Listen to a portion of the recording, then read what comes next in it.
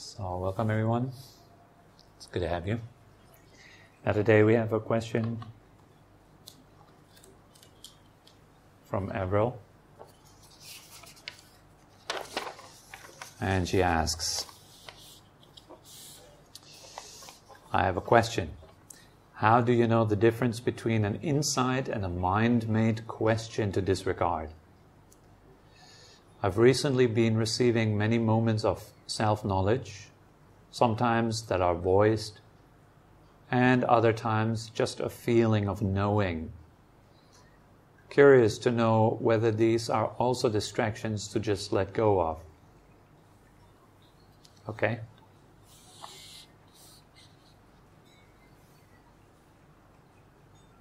So at first she asks, how do you know the difference between an insight and a mind-made question to disregard?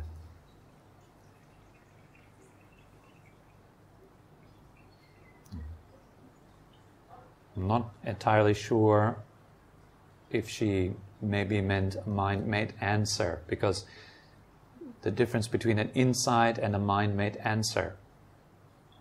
Because a mind-made question, it might lead to an insight, and a mind-made answer might feel as if it was an insight. But very often we would refer to insights as these kind of understandings that we have, like, wow, I got this. Oh, now I see what you mean. Or I get a sense of what you're talking about. We feel as if we understand something. That is okay. That's mostly in the realm of worldly knowledge, like mathematics, biology, and so forth, history. You can receive a bit of information and you feel like you understand it. That's okay. But in terms of spiritual practice, in terms of meditation here, actually these types of so-called insights or mind-made answers are to be discarded. They are not leading to a clear seeing of truth, the way things are. They rather enhance confusion. However, there is a place, even in spiritual practice, where we do actually engage our thinking wisely or skillfully. But when we come to meditation practice, the two most basic states of meditation practice are present moment awareness and silent present moment awareness. This is the base of practice. And ideally also the base of your everyday life. It's your everyday state of mind. Whether you're on your way to work, or you're just cooking something, or you're washing the dishes, or take a shower. We should be doing all this in a state of silent present moment awareness as good as possible. So this is the standard state of mind. Of course, you will still engage your thinking at some points, and particularly for a beginner, that is quite unavoidable that we engage thinking. So as it is unavoidable for most of us to engage thought, we might as well engage it skillfully, wisely. You can call that an empowered sense of thinking, or an empowered thinking that has quality, that has weight. Such a thinking always leads to long-term benefits and happiness, well-being. It always leads you out of suffering, stress, problems. An example of such a kind of skillful thinking is every thought that leads you to a sensation of gratitude, or a thought that leads to patience, patient endurance. Now, let's say, for example, you suffer from depression, then you can change your perspective concerning this depression. You could see it either as, I'm defeated by my emotional state, or you could see it as an opportunity to overcome depression, so in order you can help other people to also go out from depression. So you could kind of work on your quality as a leader by first of all leading yourself out of misery, so that you might be able to help other people. That is just another perspective, and it would be an example of wise or skillful thinking, because it helps you to shift your mindset about what you're experiencing. And this is skillful and wise to do. We all do have thoughts most of the time. And the first thing that we can do is bring more mindfulness into your thinking world. And you notice, that's the way I think. That's how I habitually think in my mind. Now you can ask yourself, does the way you think actually serve you? Is the way you think actually according to truth? Or is it a delusional kind of thinking? Like sometimes you watch these television shows like X Factor or something like this, where somebody would come in front of a jury and sing. And there are some people who have terrible voices, they can't sing at all, but they're absolutely confident about themselves. They feel like they're the best in the world. That is delusional. And they can't take the criticism from the jury. They say, no, because my mom told me that I'm a good singer and my sister told me I'm a good singer. That means I'm a good singer. Yes. I might feel like a bodybuilder, but it's pretty clear that I'm not a bodybuilder. So then such a feeling is delusional. So it should always be in accordance with truth. But then on the other hand, you should also know what you want. Let's say I want to be a bodybuilder. Then my thinking can serve me on the way to become a bodybuilder. I honestly reflect on where am I right now. But then I would use thinking to create a direction and a sense that I'm already heading in that direction. Or if I use visualization, then I've already attained the goal. But this is a very specific technique. Doesn't mean that I'm surrendering to a delusion that I'm already a bodybuilder, that I'm walking around everywhere and saying that I'm Tobi the bodybuilder. I'm Tobi the fantastic singer. But a useful kind of thinking is, if you want to be a singer, is that, for example, I do enjoy singing, or I do enjoy meditating, or any kind of thought that helps you to create joy in meditation practice. That is something that will help you and will make you actually develop skills on the path. Another way of thinking is appreciating what you have already accomplished on the path. Many people don't do that. They feel always like, oh, I'm not moving forward, I'm a failure, even I can't meditate, I'm still so distracted, it's so complicated, it seems quite endless. That would be an example of a type of thought that takes away power from you.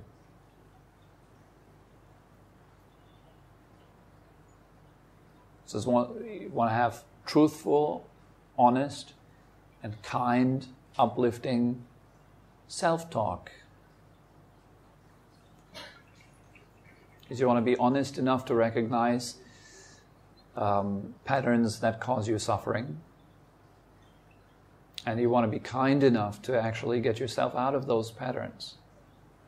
That requires thought. That requires mind-made answers.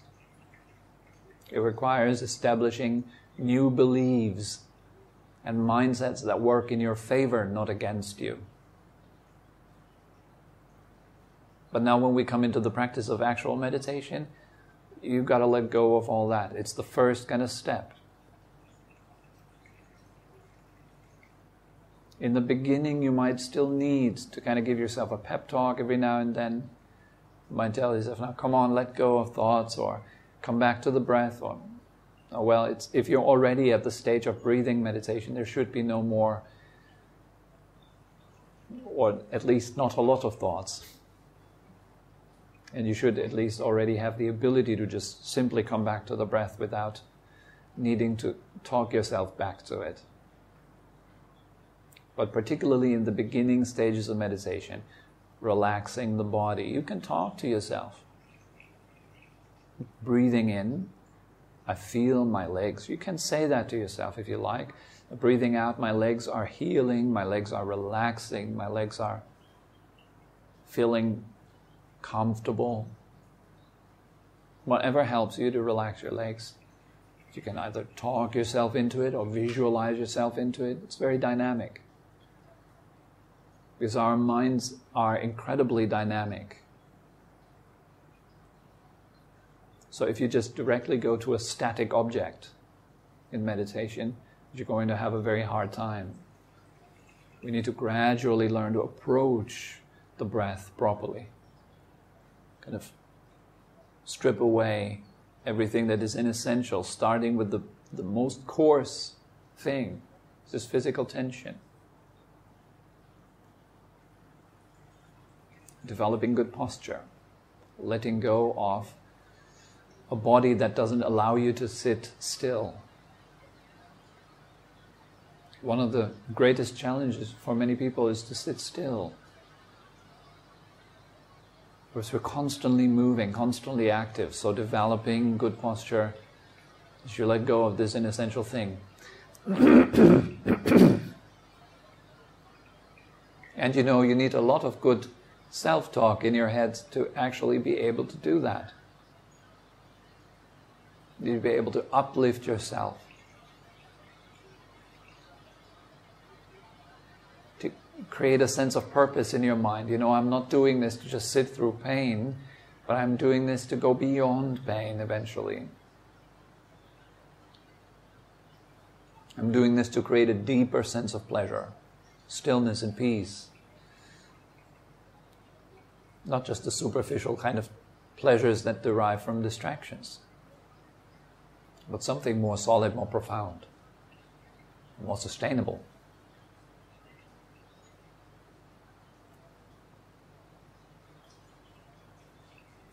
And then we let go of future and past. That's a lot of self-talk that we let go of there right now. Letting go of future and past, this is the majority of stuff that goes through our heads most of the time. I would say this is like probably 90% of thought. 80 to 90% of thoughts. They're about what just happened, or what happened a long time ago, or what will happen. So that's stage 2 in the practice. So we'll let go of these kind of thoughts. And then an insight arises. Or a type of knowing actually arises. It's the knowing of what is. And there is still a narrative to it, so it's kind of like an unclear knowing of what is. But at least already it's some sort of knowing of what's going on right now. Even though you still might describe it or talk about it in your head. At least you know what is. You're coming closer to the realm of truth. You're coming closer to life, to actual life, not what you think about life. For most people, life is simply what they think. So what is life? And then they have a series of thoughts. Life is dreadful. Or life is amazing. Or why is it amazing? Then you put another series of thoughts. Why is it dreadful? You have another few reasons, and it goes into that.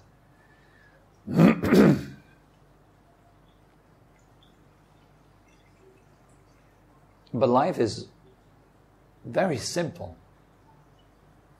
It's what is right now. And you can only really connect to it or become aware of it if the narrative is out of the way. Then you're directly connecting to life. To what? Or let's not say life, let's say truth, which are actually like synonyms of life and truth. You could say they're the same thing.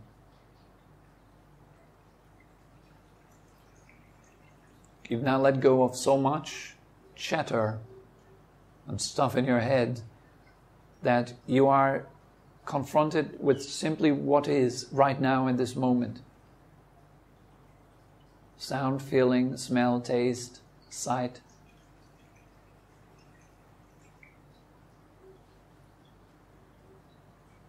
That's it. That is quite unproblematic.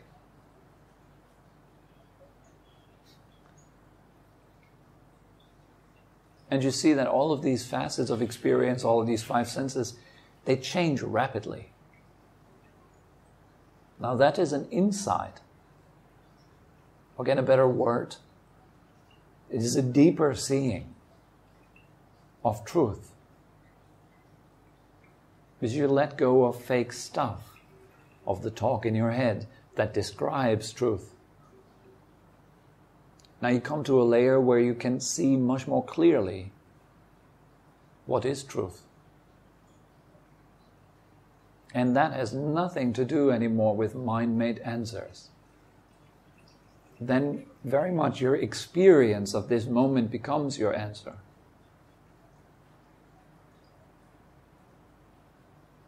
So who am I, for example?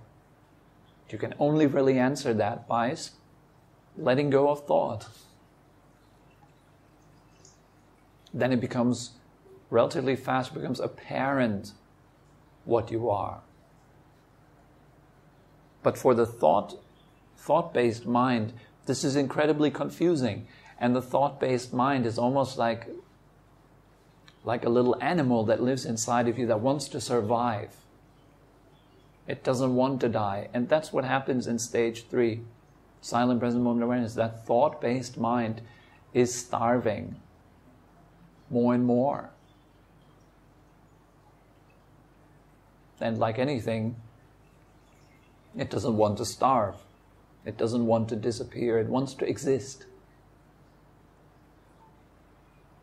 And so for a good while it will try to bring you back.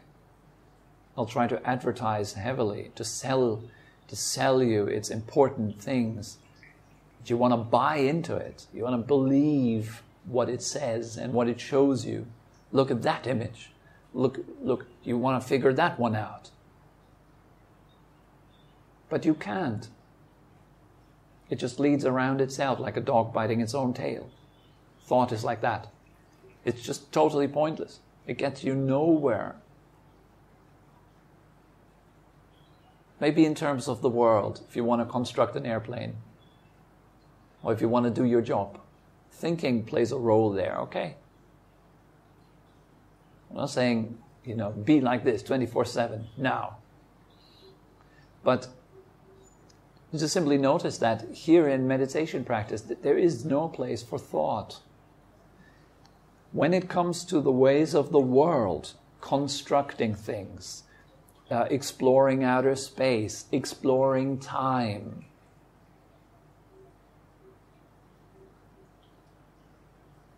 then thought plays a role. Now when it comes to happiness, though, thoughts in your way.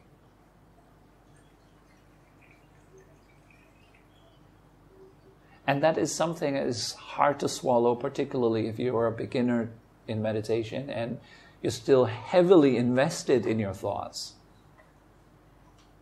You still think that your thoughts are super important and vital and that they will make you happy one day if you just follow them long enough. I guarantee you, the more you follow your thoughts, the more insanity there is. The less you follow them, the more sanity flows into your life.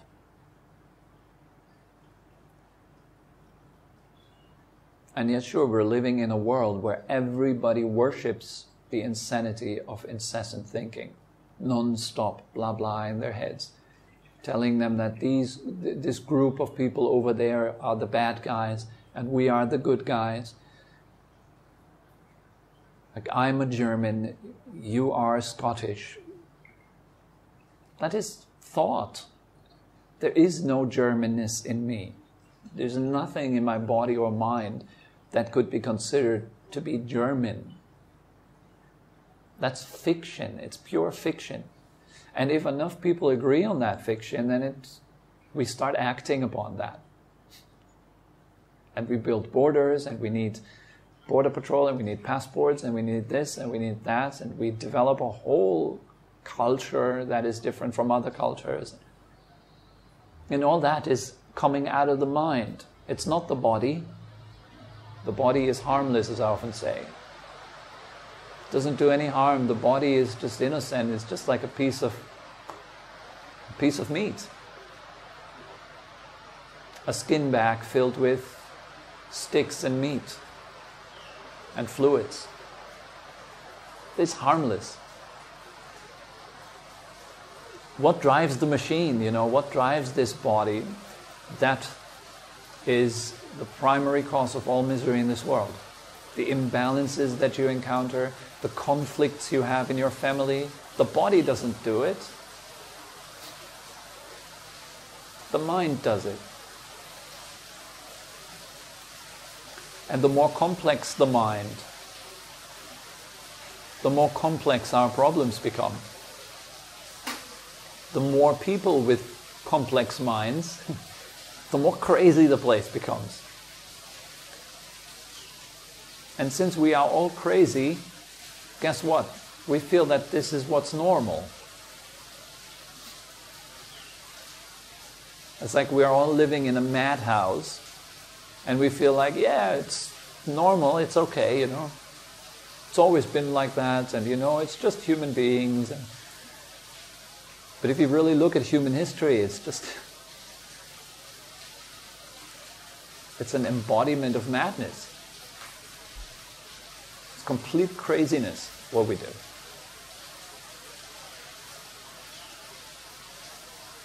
What we do to ourselves all day long, the way we describe ourselves, we criticize ourselves, we think in negative ways.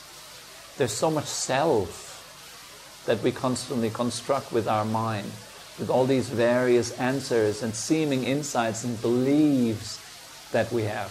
So it will take a good while for the mind to actually accept that thoughts are not relevant. And right now you might still be at the level where you say, yeah, but I need thoughts to. Yes, you do. Until you don't. And that is important to know also. It'll take some time for you to actually be ready to do the leap of faith and say, oh, now I commit to actually letting go of thought.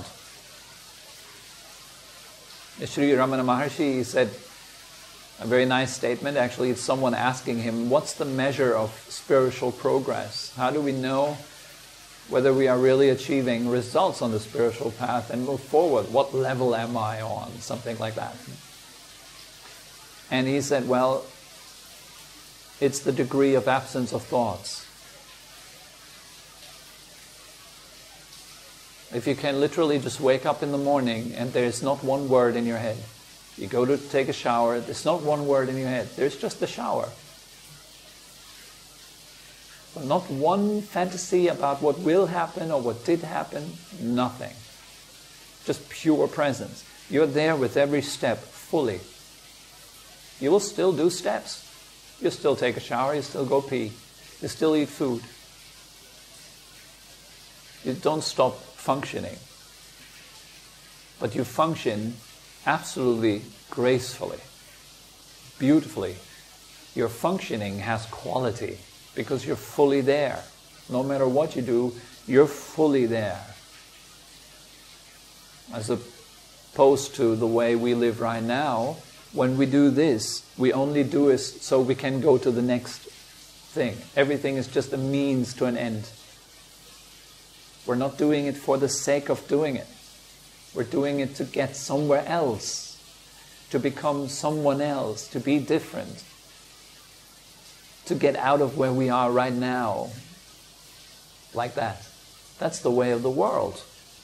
It doesn't lead to any peace. So that's why we cultivate the meditation. The first basic, most practices of meditation, really let go of thinking. That's when the big insights happen. That's when the life-changing stuff really starts to take off. If you can be in that state without thought for long enough, you will notice just for yourself how big of an impact that has on your life. When you can spend most of your day just doing what you do, but no drama at all, no thinking at all. Or what will happen to me? Why do I have to do this? Why did I not in the past do it differently? And so what will happen to me if I keep doing this now? And then it's this constant chatter in the background. That way there is no insight. There's no true understanding. You might think, oh, you read this fantastic book about the present moment or something, and you go like, wow, it all makes sense now. But you still don't taste it. It's like someone, again, the honey example, someone explaining you how honey tastes, and you go like, yeah, sweet, now I get it. It's sweet. I see, but you never tasted honey in your entire life. Someone comes along and says, well, honey is kind of sweet. It's pretty sweet, actually. And you go like, yeah, I get what you mean. I think I know. And then you go around and you tell other people, well, honey is sweet. And everyone will be like, yeah, it's true. Honey is sweet. So we need to taste it. And you notice that it's not just sweet, there's so much to it that you cannot describe, you cannot explain the taste of honey. You can only taste it. You cannot explain the taste of presence, of silence. You can only taste it, really. And once you taste it, you see that it directly leads to more happiness. It directly leads to less suffering. Right there and then.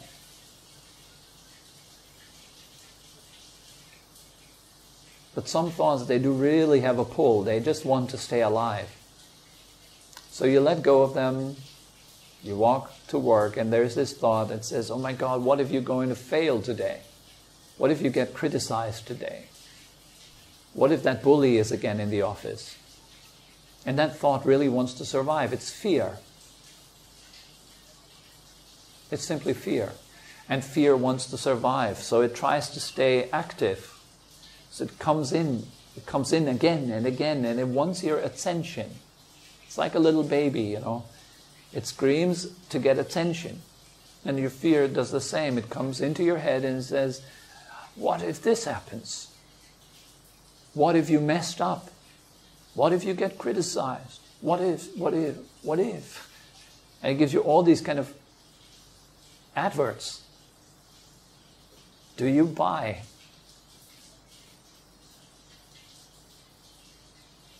You need to have very strong mindfulness, actually, to notice, wow, if I buy into that one, I know where that brings me. It makes me inefficient at work. It makes me inefficient in my relationships. And it makes me suffer right here and now. Do I want that? No. And then the fear comes back. And then the fear comes back with a very good reason. But I need to be informed. I need to figure that out. I can't just... That's the fear talking again. It's coming in through the back door. It wants your attention again. It wants to justify itself. You know, you need fear to be alive.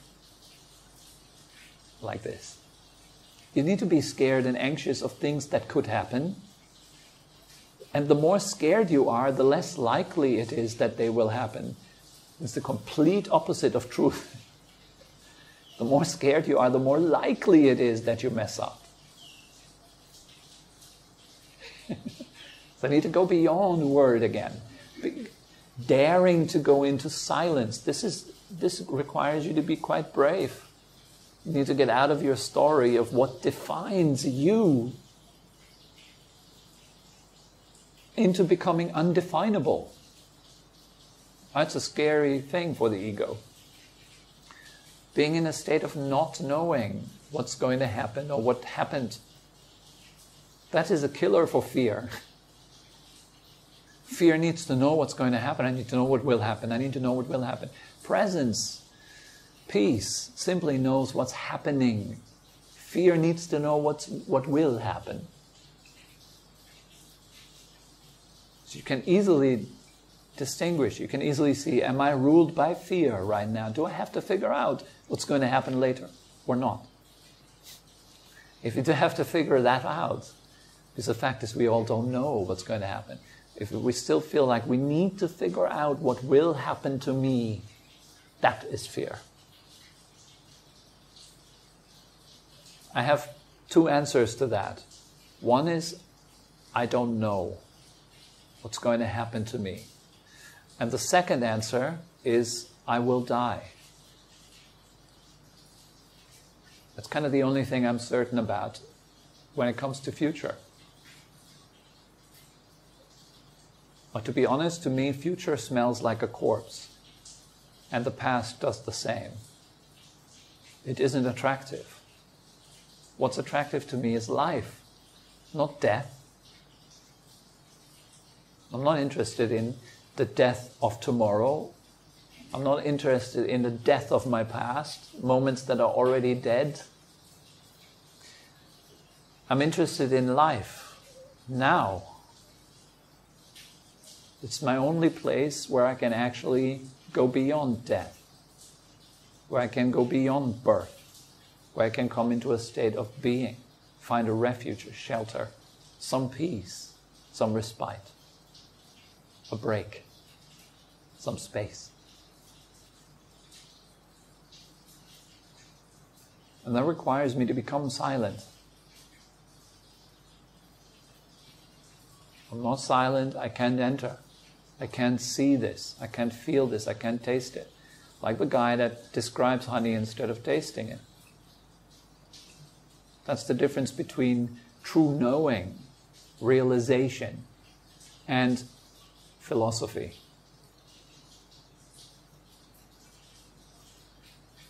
Realization directly leads to the end of suffering here and now, and it can be put to the test.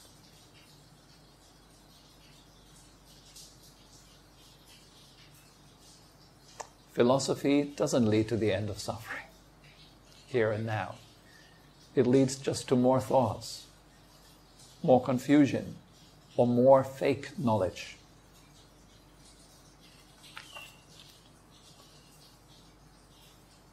So she says, again, I've recently been receiving many moments of self-knowledge, sometimes that are voiced and other times just a feeling of knowing.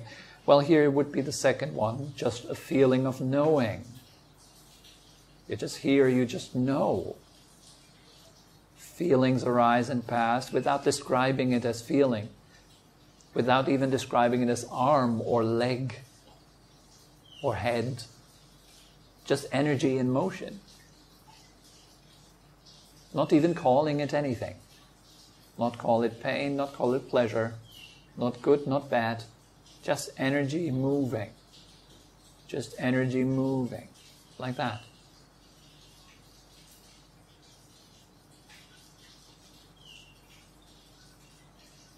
And if the self, sometimes you get some insight, some clear seeing arises, and then the mind comes in directly. It wants to kind of own it. The mind comes in and says, whoa, that was so silent right now. That was amazing. I felt so enlightened. I felt so good. The mind wants to immediately own it and put it into its little box. Here I can define my ego with that one. Now I'm enlightened. Now I'm peaceful. But guess what? You can't keep it either. You can't keep it. Voicing something always implies making something static. That is not. Calling something with a noun, the cushion, the hand, the wall. It makes it more static than it is. It's a process. It is something that is in motion. It is flowing. It doesn't stay forever. It hasn't been forever. It's just something passing through. Some things pass through slowly. Some things pass through fast. In the world of matter, there are many things that pass through rather slowly compared to other things. The world of the mind, lots of things pass through very fast. In the world of feeling, the same. It's continuously changing. So you want to see that clearly. And then sure, the mind wants to latch onto that and make it into my insight and my understanding, and I have received knowledge. Well, there's just stuff passing through. The less you voice it, the less concrete you make it, the better. The less you label it, the better. But again, that will confront you with the fear of not being sure. What is this? How can I call this? You need to let go of that fear. Be comfortable with not knowing.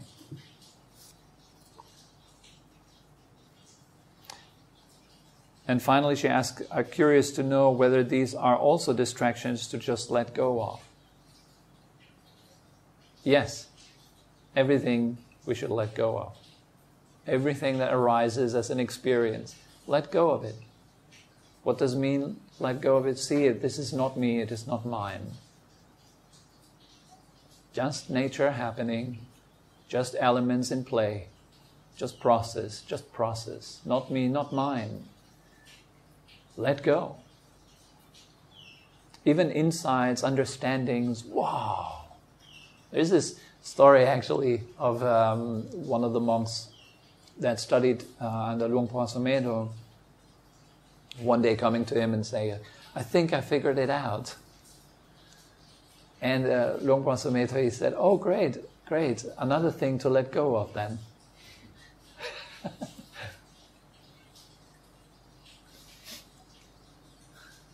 Many of the masters were not giving these kind answers actually. They were quite, as soon as the students kind of admit that they figure something out or understood something, usually many of the masters like to put that to the test.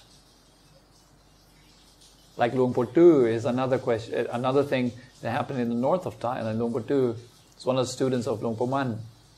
He's sitting up there. Is Luangpo Man, the statue in the middle. And Luangpo Tu, he had one student, one woman. One day she came to him and she declared that she attained realization, that she attained awakening. And then he would go on and call her in front of everybody. Then a class would gather, everyone would come in like this, and then he would declare in front of everyone, oh, this woman has attained.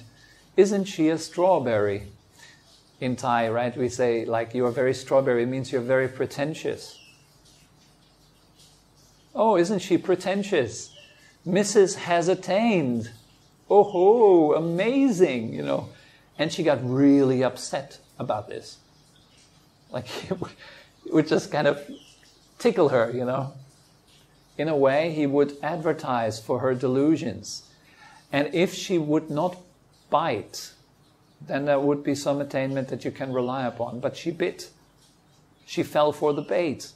And that's all the teacher does, you know. If you say, like, I've gone beyond hunger, and he throws like this big piece of favorite food in front of you and is like, come on, don't you want to have one of those?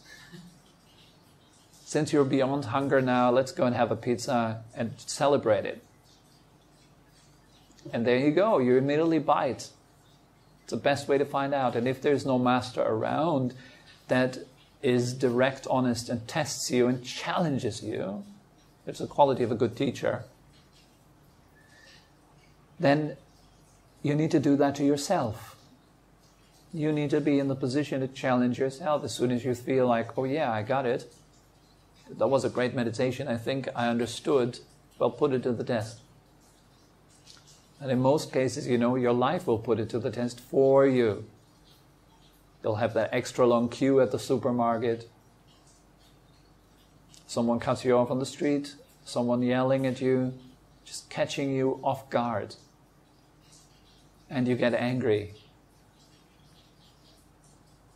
and you really fall for it, and then you hold on to this anger for a long time, there is no attainment just yet. You need to do more work, need to practice more, until your mindfulness is ready at all times. It's faster than the delusions that can come up. Your mindfulness is there before they arise. Like someone yelling at you, your mindfulness is already there. You're ready. A bad day, you wake up, you feel grumpy, but your mindfulness is there first. You're not diving into the grumpy mood. You're staying above it. Headaches, whatever it is, you can always choose, opt to be above it if there is mindfulness.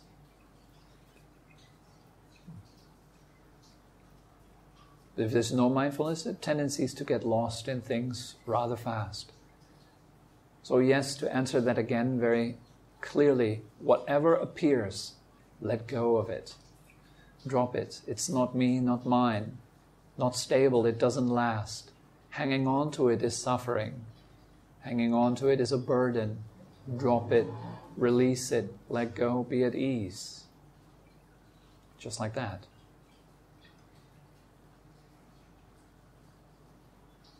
And if that practice makes you feel miserable, oh no, I just wanted to hold on to my little inside, I liked it so much, then let go of that pain right there. Let go of it too. You feel like, wow, I'm so blissed out, and then, oh, but Tobi said I need to let go of that one. It doesn't mean get rid of it. Just see that it arises by itself and it passes by itself. It is not me, not mine. Just bliss. And it comes and it goes. It will not stay. And this is the same with the problem. It will not stay too. Relax. This too shall pass. It isn't me, it isn't mine. Drop it, release, relax, let go, be at ease.